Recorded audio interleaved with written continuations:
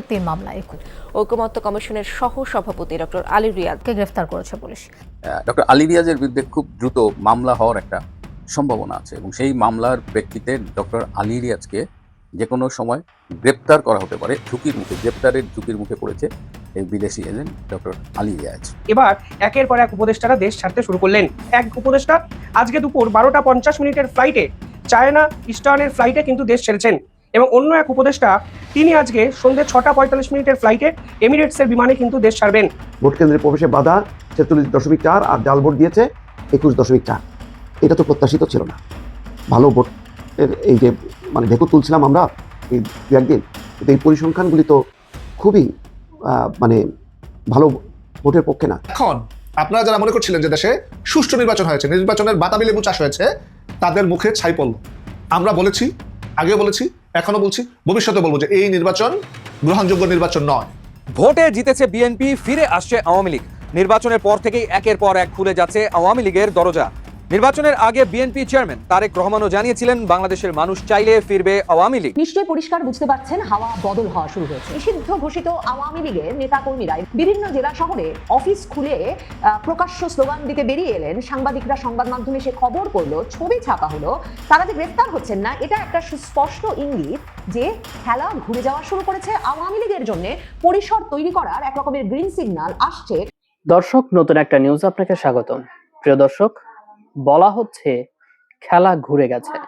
দর্শক, খেলাটা কিভাবে ঘুরে গেল তা আজকের এই নিউজটি সম্পূর্ণ দেখলেই জানতে পারবেন। সেই সাথে জানতে চলেছেন দর্শক, জিয়াউর রহমান যেমন আওয়ামী লীগকে ফিরিয়েছিল, ঠিক একইভাবে জিয়াউর রহমানের ছেলে জনাব তারেক রহমানও আওয়ামী লীগকে ফেরাতে চলেছে। প্রিয় দর্শক, এই কথাটার সাথে আপনি একমত কিনা তা অবশ্যই কমেন্ট করে জানিয়ে দিন। এছাড়াও দর্শক জানতে চলেছেন, গ্রেপ্তার হতে চলেছেন ঐকমত্য কমিশনের জনাব আলী রিয়াজ। দর্শক, কিভাবে তিনি গ্রেপ্তার হতে পারেন সে বিষয়টিও আজকের এই নিউজের মাধ্যমে আপনি জানতে চলেছেন। তো দর্শক, আর দেরি না করে চলুন দেখে আসবো আজকে সেই কাঙ্ক্ষিত ভিডিওগুলো।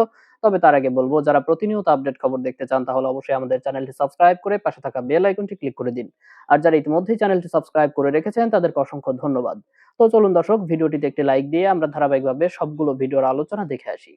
প্রধান উপদেষ্টা মোহাম্মদ ইউনূসের বিশেষ সহকারী, জাতীয় ঐকমত্য কমিশনের ভাইস চেয়ারম্যান এবং সাংবিধানিক সংস্কার কমিশনের প্রধান হিসেবে দায়িত্ব পালন করে আসা আমেরিকার ইলিনয় স্টেট ইউনিভার্সিটির বিশিষ্ট অধ্যাপক ডক্টর আলী রিয়াজ একজন লেখকও বটেন। একই অঙ্গে এত রূপের ও গুণের অধিকারী মানুষটি 17ই ফেব্রুয়ারি ইউনূস সরকারের পতন ও তারেক জিয়া সরকারের ক্ষমতা গ্রহণের পর গ্রেপ্তার হতে যাচ্ছেন বলে ঢাকার আকাশে বাতাসে জোর জল্পনা শুরু হয়েছে। গ্রেপ্তারের দুটো কারণ ভাসছে বাতাসে। একটি হলো সংবিধান সংস্কারে তার অতিরিক্ত আগ্রহ এবং তার সভাপতিত্বে তৈরি সংস্কার কমিশনের বিভিন্ন সুপারিশ নিয়ে বিএনপি দলের সঙ্গে তার তীব্র বিরোধ। জুলাই চার্টারে যেসব সুপারিশ করা হয়েছে তার বেশ কিছু প্রধান ধারা নিয়ে বিএনপি দলের তীব্র আপত্তির কথা এখন আর গোপন নেই। বেশ কিছু বিশ্বস্ত সূত্র থেকে পাওয়া খবর অনুযায়ী আলী রিয়াজের সঙ্গে বিএনপির বিভিন্ন নেতা এমনকি মহাসচিব মির্জা ফখরুল ইসলাম আলমগীর সাহেবের ঝগড়া অনেক সময় শোভনতার সীমা অতিক্রম করে যাকে বলে একেবারে হাতাহাতির পর্যায়ে চলে যাওয়ার মতো নাকি হয়েছিল। এখন নির্বাচনের ফল প্রকাশের পর বিএনপির সরকার গঠন যখন কেবলমাত্র আর কয়েক ঘন্টা দূরে, তখন বাংলাদেশের ক্ষমতার অলিন্দে কানাঘুষো চলছে। আলী রিয়াজকে শিক্ষা দেওয়ার ব্যবস্থা নাকি বিএনপি নিয়ে ফেলেছে। তবে বিএনপি এই শিক্ষা দেওয়ার ব্যাপারটি রাজনীতি মুক্ত রাখতে চায় এবং প্রতিহিংসা মুক্ত রাখতে চায়। কেউ যাতে মনে না করে যে মোহাম্মদ ইউনূসের সরকারের মতো রাজনীতির পথে চলে এই জিনিসটা করতে যাচ্ছে বিএনপি। রাজনীতির স্ট্যাম্প লাগাতে চায় না বিএনপি ইউনূস সরকারের মতো সব কাজে। তাতে সরকারের ভাবমূর্তি যেমন ক্ষুণ্ণ হবে না, তেমনি আইনের শাসনের প্রবর্তন দেওয়ার বার্তাও যাবে জনগণের কাছে। তাতে সরকারের প্রশংসাও জুটবে। আর এজন্য সংবিধান সংস্কার কমিশনের সুপারিশ নিয়ে বিএনপি নেতাদের অপমান করার বিষয়টিকে অন্য একটি বিষয়ের মলাটের আড়ালে ঢেকে ডক্টর আলী রিয়াজকে শিক্ষা দেওয়ার সিদ্ধান্ত নিয়েছে বিএনপি নেতৃত্ব। মলাটে থাকবেন কে থাকবেন?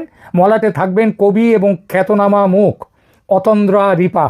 তিনি গত নভেম্বরে একটি গুরুতর অভিযোগ এনেছেন আলী রিয়াজের বিরুদ্ধে। অভিযোগটি হলো বিয়ের টোপ দিয়ে রিপার সঙ্গে যৌন সম্পর্ক স্থাপন করা, তার ফলে অতন্দ্রা রিপার গর্ভবতী হয়ে যাওয়া এবং কেলেঙ্কারির হাত থেকে বাঁচতে প্রেমিকাকে বুঝিয়ে সুঝিয়ে গর্ভপাতে বাধ্য করা, তারপর গর্ভপাত হয়ে যাওয়ার পর আর প্রেমিকাকে বিয়ে করতে না চাওয়া এবং সব সম্পর্ক কেটে দেয়া। তবু বলবো ভাগ্য ভালো অতন্দ্রা রিপার। এই জন্যই ভাগ্য ভালো বলছি যে বন্দি হওয়ার 3 মাসের মধ্যেই ইউনূসের বিদায় হচ্ছে। আর ইউনূসের বিদায় মানে বন্ধু আলী রিয়াজেরও বিদায়, এই উপদেষ্টা পরিষদের বিদায়। উপদেষ্টা পরিষদ কোথায় পালাবে এখন সেই চিন্তায় ব্যস্ত। নির্বাচনে তারেক রহমানের এই বিপুল জয় না হলে কত কি ষড়যন্ত্র যে এতক্ষণ শুরু হয়ে যেত বাংলাদেশে তার ঠিক নেই। চাকা ঘুরেছে বলেই তো অতন্দ্রার জেল হাজত থেকে বেরোবার সম্ভাবনা তৈরি হয়েছে, আর রিয়াজ সাহেবের জেলে যাওয়ার সম্ভাবনাও তৈরি হয়েছে। আর বিএনপির পরিকল্পনায় জুলাই চার্টারের দায়ে রিয়াজ সাহেবের ঝুঁটি ধরে টান মারা নয়, টান মারা হবে এক মহিলাকে বিয়ের টোপ দিয়ে তার সঙ্গে যৌন সংসর্গ করা এবং তাকে প্রতারণার অভিযোগ। দেখুন, আইনের একটা মৌলিক নীতি হলো ইকুয়ালিটি বিফোর ল, বা আইনের চোখে সবাই সমান। কিন্তু অতন্দ্রা রিপা এবং আলী রিয়াজকে কেন্দ্র করে সাম্প্রতিক ঘটনাবলী সেই নীতিকে এক বড় প্রশ্নচিহ্নের সামনে দাঁড় করিয়ে দিয়েছে। একটি গণতান্ত্রিক বা সংস্কারমুখী রাষ্ট্রে অভিযোগকারীর তো সুরক্ষা পাওয়ার কথা, কিন্তু বাংলাদেশে দেখা যাচ্ছে উল্টো ছবি। যখন একজন নারী একজন ক্ষমতাধর ব্যক্তির বিরুদ্ধে সুনির্দিষ্ট অভিযোগ আনেন, তখন কোনো তদন্ত না করেই তাকে চরিত্র হননকারীর তকমা দিয়ে গ্রেপ্তার করা এবং আইনি সময়সীমা লঙ্ঘন করে 120 ঘন্টা আটকে রাখা স্পষ্টতই ক্ষমতার অপব্যবহার। এখানে তো আলী রিয়াজ মামলা করেননি যে তার চরিত্র হনন করেছে, মানহানি মামলা, সেটা তো আলী রিয়াজ করেনি। একটি মহিলা, একটি মেয়ে অতন্দ্রা রিপা মামলা করেছিল যে তাকে প্রতারণা করা হয়েছে, কিন্তু কি করা হলো, তাকেই অতন্দ্রা রিপাই এখন জেল হাজতে। আর আলী রিয়াজ, ওই যে বললাম, মালা ঝুলিয়ে গলায় তিনি ভাষণ দিয়ে যাচ্ছেন। আলী রিয়াজ এটা এই যে ব্যাপারটা, এটা তো একেবারে স্পষ্টত ক্ষমতার অপব্যবহার। আলী রিয়াজ অন্তর্বর্তী সরকারের অত্যন্ত প্রভাবশালী ব্যক্তি এবং জুলাই সনদের উপকার হওয়ার কারণে তাকে জিজ্ঞাসাবাদের আওতায় না নিয়ে আসাটা বিচার বিভাগীয় নিরপেক্ষতা যে একেবারে শেষ হয়ে গেছে সেইটাই বুঝিয়ে দেয়। বাংলাদেশের সংবিধানের 33/2 অনুচ্ছেদ অনুযায়ী গ্রেপ্তারের 24 ঘন্টার মধ্যে অভিযুক্তকে আদালতে হাজির করা বাধ্যতামূলক। অতন্দ্রা রিপার ক্ষেত্রে এই 120 ঘন্টার বিলম্ব কেবল মানবাধিকার লঙ্ঘন নয়, বরং অভিযোগকারীকে স্তব্ধ করে দেওয়ার একটা নোংরা রাষ্ট্রীয় কৌশল। আলী রিয়াজ এবং মুখ্য উপদেষ্টার প্রেস উইং একেবারে প্রথম দিন থেকেই, শুরু থেকেই এই অভিযোগকে ভিত্তিহীন বলে উড়িয়ে দিচ্ছে। আর যে অভিযুক্ত সে তো ভিত্তিহীন বলবেই অভিযোগ, কিন্তু মুখ্য উপদেষ্টার প্রেস উইং তারা কি করে বলে যদি এটা ভিত্তিহীন কিনা, সেটা তো বলবে পুলিশ, আর পুলিশকে বলতে গেলে তদন্ত করতে হবে। অথচ একটি স্বাধীন তদন্ত কমিটি গঠন করে সত্য উদ্ঘাটন করা ছিল সরকারের নৈতিক দায়িত্ব। ইউনূস সরকার সে দায়িত্ব এড়িয়ে গেছে।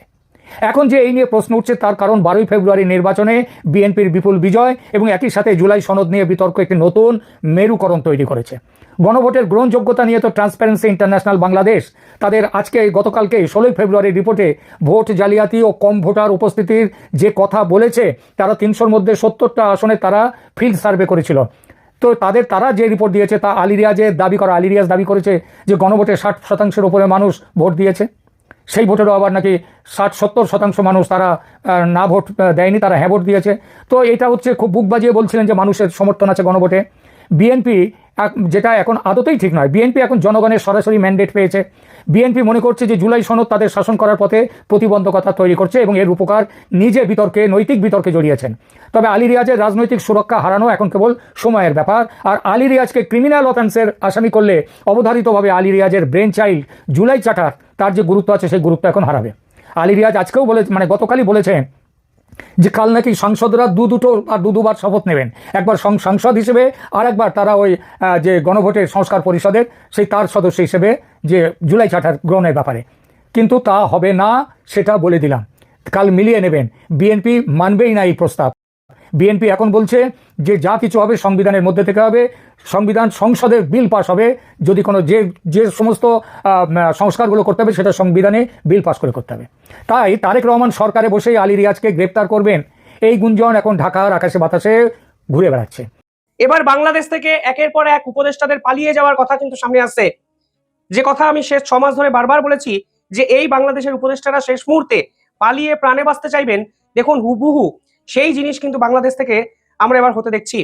যে তথ্য সামনে এসছে সেখানে বলা হচ্ছে আজকে 2 উপদেষ্টা পদত্যাগ করেই অন্য দেশের উদ্দেশ্যে পাড়ি দিচ্ছেন এবং তাদের বিপক্ষে অডিট ক্লিয়ারেন্স এবং সিকিউরিটি ক্লিয়ারেন্স না থাকা সত্ত্বেও তারা এই ধরনের সিদ্ধান্ত নিচ্ছেন, কারণ 17 তারিখ অর্থাৎ 17ই ফেব্রুয়ারি মানে কালকে বাংলাদেশের নতুন সরকারের শপথ গ্রহণ অনুষ্ঠান এবং তার আগেই তারা যদি দেশ থেকে পালিয়ে যেতে পারেন তাহলে কোনো রকম প্রশ্নের মুখে তারা পড়বেন না। যে তথ্য সামনে এসছে সেখানে বলা হচ্ছে এক উপদেষ্টা আজকে দুপুর 12টা 50 মিনিটের ফ্লাইটে চায়না ইস্টার্নের ফ্লাইটে কিন্তু দেশ ছেড়েছেন এবং অন্য এক উপদেষ্টা তিনি আজকে সন্ধ্যে 6:45 ফ্লাইটে এমিরেটসের বিমানে কিন্তু দেশ ছাড়বেন। অর্থাৎ একটা জিনিস স্পষ্ট যে মোহাম্মদ ইউনূসের এই সরকার এবং তার উপদেষ্টারা এতটাই ঘাপলা করেছেন শেষ 1 বছর ধরে যে এখন প্রাণ সংশয়ে ভুগছেন এবং আইনের সামনে মোকাবিলা করার ক্ষমতা তাদের নেই এবং এবার একের পর এক উপদেষ্টারা দেশ ছাড়তে শুরু করলেন। মোহাম্মদ ইউনূসের স্বপ্ন ছিল বাংলাদেশের রাষ্ট্রপতি হওয়ার এবং এর জন্য তিনি সবটা দিয়ে জামাতপন্থী ইসলামী ছাত্র নেতাদের কিন্তু সাহায্য করেছিলেন। মেকানিজম আজকে পুলিশ প্রশাসন, আইন প্রশাসন, নির্বাচন কমিশন সমস্ত কিছু কিন্তু ছাত্রদের অধীনে ছিল। তা সত্ত্বেও বাংলাদেশের মানুষের স্বতঃস্ফূর্ত আবেগ বিএনপি কিন্তু এই নির্বাচনে পেয়ে যায় এবং আলটিমেটলি আপনারা জানেন বাংলাদেশের ছাত্র নেতাদের পরাজয় হয়। মোহাম্মদ ইউনূস তিনি ছলে বলে কৌশলে আরো কিছুদিন ক্ষমতায় থাকতে চেয়েছিলেন, কিন্তু যেহেতু তার ছাত্র নেতারা সরকার গঠন করতে পারছে না, হয়তো তাকেও দেশ ছেড়ে সেফ এক্সিট খুঁজতে হবে, যা তাদের উপদেষ্টারা কিন্তু করছেন। কালকে মোহাম্মদ ইউনূসের প্রধান সহকারী ফাইজ আহমেদ তিনি ইতিমধ্যেই দেশ ছেড়ে নেদারল্যান্ডে পাড়ি দিয়েছেন এবং তারপরে জানা যাচ্ছে তিনি নাকি নেদারল্যান্ডের নাগরিক।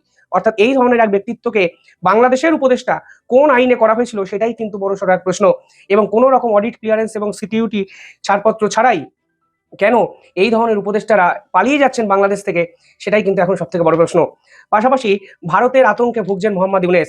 সরকার গঠন হবে কালকে, তার আগেই বাংলাদেশের যে হাই কমিশনার দিল্লিতে আছে তার যে প্রেস উইং এর অন্যতম কর্তা ফয়জাল, তাকে কিন্তু সরিয়ে দেওয়া হলো বাংলাদেশের পক্ষ থেকে। 2024 সালে 24শে নভেম্বর তাকে কিন্তু নিয়োগ দেওয়া হয়, কিন্তু চুক্তির 8 নম্বর ধারা অনুযায়ী তার মেয়াদ পূর্ণ হওয়ার আগেই তাকে কিন্তু সরিয়ে দেওয়া হলো।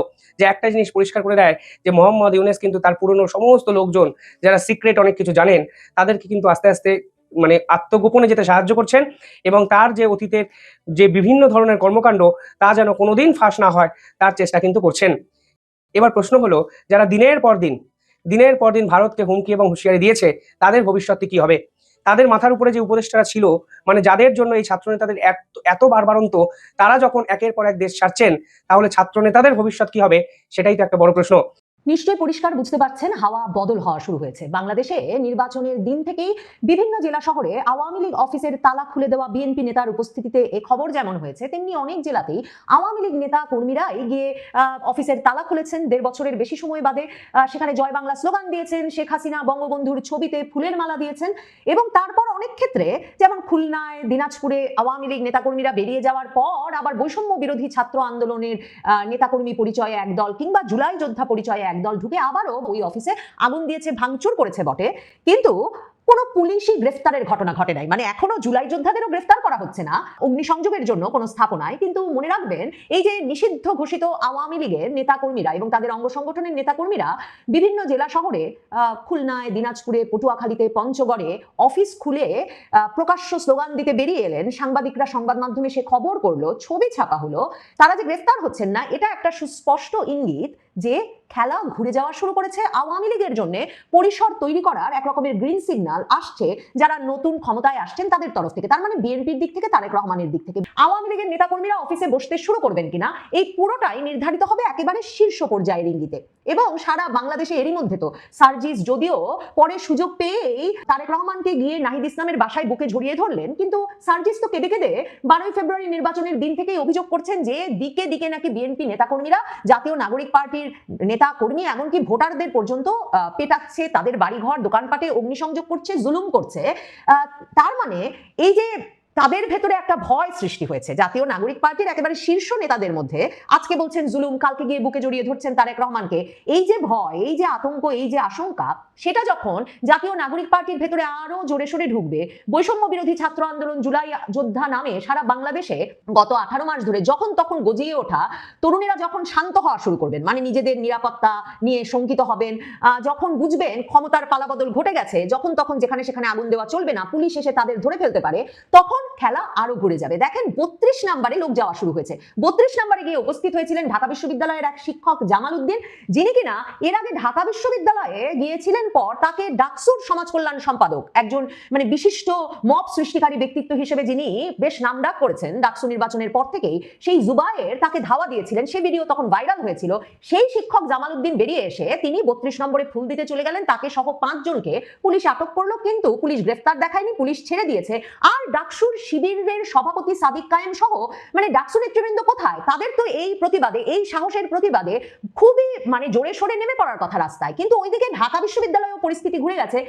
সেখানে বামপন্থী শিক্ষার্থীরা নাকি, মানে সংবাদ মাধ্যমে খবর এসেছে এরা বামপন্থী শিক্ষার্থী, এরা পিকআপ ট্রাক নিয়ে হলগুলোর সামনে সামনে যাচ্ছে আর রাজাকার আলবদর কিছুই রইব না রে, সব আবার ভাইসা যাইব বঙ্গোপসাগরে, এই গান ছেড়ে ছেড়ে ঘুরছে। আর ডাকসুতে শিবিরের যে প্রতিপত্তি, পুরো ঢাকা বিশ্ববিদ্যালয়ে ছাত্র শিবিরের যে প্রতিপত্তি, মনে করে দেখুন 2024-এর 15ই জুলাই শেখ হাসিনা রাজাকারের নাতি নাতনি বললেন দেখে নাকি রাগে ফুঁসতে ফুঁসতে তারা বেরিয়ে এলেন তুমি কে আমি কে রাজাকার রাজাকার স্লোগান দিতে দিতে। 2025-এ সেই বার্ষিকীর দিনে এই ঢাকা বিশ্ববিদ্যালয়ের ছাত্রছাত্রীরা বেরিয়ে এসে বললেন তুমি কে আমি কে রাজাকার রাজাকার, তোমার দাদা আমার দাদা রাজাকার রাজাকার।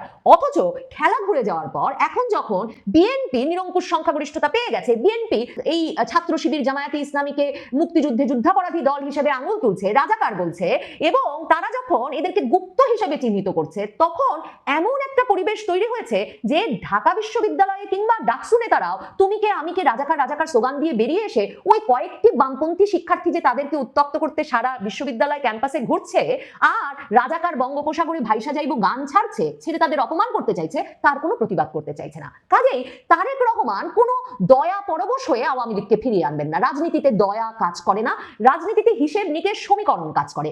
মানে তারেক রহমান শুধুমাত্র ভারত বা আমেরিকা তার দেশে ফেরার শর্ত হিসেবে বাংলাদেশে একটা স্থিতিশীল পরিবেশ আনতে, একটা অন্তর্ভুক্তিমূলক রাজনৈতিক পরিবেশ তৈরি করতে, কিংবা বাংলাদেশে ইসলামী খেলাফত প্রতিষ্ঠা ঠেকিয়ে দিতে আওয়ামী লীগকে ফিরিয়ে আনার অ্যাসাইনমেন্ট নিয়ে তারেক রহমান দেশে ফিরেছেন। সমীকরণটা সবসময় এত সোজা সাপটা সাদা মাটাও নয়। মানে নিরঙ্কুশ সংখ্যাগরিষ্ঠতা নিয়ে জয়লাভ করবার পর একজন নেতার বিদেশে ভারত আমেরিকা কি বলেছেন তার চেয়েও গুরুত্বপূর্ণ হয়ে ওঠে ক্ষমতাকে স্থিতিশীল করা এবং আগামী নির্বাচনেও তিনি ভোটে টিকে থাকতে পারবেন কিনা, ভোটে হেরে গেলে আওয়ামী লীগের মতো আসলে তাকেও একটা নিষেধাজ্ঞার ফাঁদে পড়তে হয় কিনা, কিংবা একটা গণ আন্দোলনে তাকে ক্ষমতাচ্যুত করলে এই পরিস্থিতিটা এমন দাঁড়ায় কিনা, সেসব বিষয় বরং মাথায় রাখা অনেক জরুরি হয়ে ওঠে একজন রাজনৈতিক নেতার জন্য।